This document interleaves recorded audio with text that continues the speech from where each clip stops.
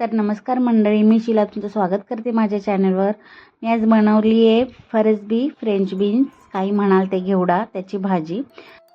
तर मी कढईमध्ये चांगलं तेल तापवलं होतं। त्याच्यामध्ये मी मोहरी, जिरे, हिंग, हळद याची फोडणी केली। छान फोडणी बसली पाहिजे। कोणत्याही पदार्थाला फोडणी छान बसली तरच त्याची चव चांगली लागते। छान फोडणी झाल्यानंतर फरसबी घातली तेलामध्ये आणि मग मी ते छान परतून घेतलंय फरसबी।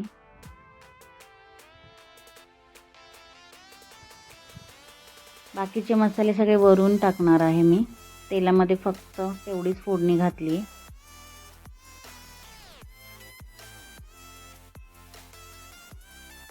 चवीनुसार मीठ घातलं।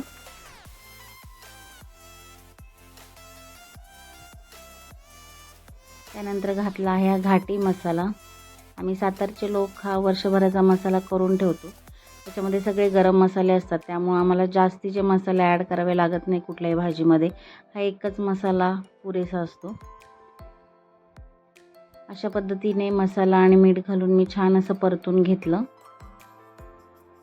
एक सिक्रेट गोष्ट आहे, ही भाजी मला माझा मुलगा चिरून देतो। त्याला भेंडी, फरसबी अशा प्रकारच्या भाज्या चिरायला खूप आवडतात।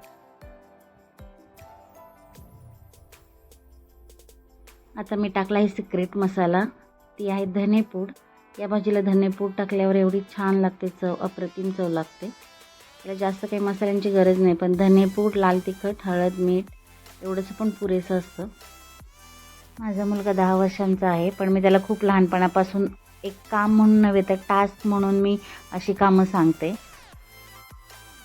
सगळं छान परतून झाल्यानंतर मी झाकण ठेवलं। 5 ते 7 मिनिटांनी झाकण काढून छान मिक्स करून घेतलं, पुन्हा छान परतून घेतलं आणि पुन्हा झाकण ठेवलं। 2 वेळा वाफ काढायची, 5-5 मिनिटं। ही भाजी लगेच शिजते। इथे बघा, टिफिनसाठी चपात्या पण लाटून झालेल्या आहेत माझ्या।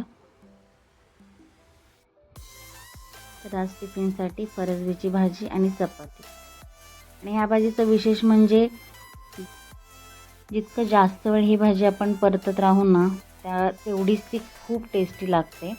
जसं की भेंडीची भाजी, ती पण आपण खूप वेळ परतली तर त्याचा आकार लहान होतो आणि ते खूपच टेस्टी लागते।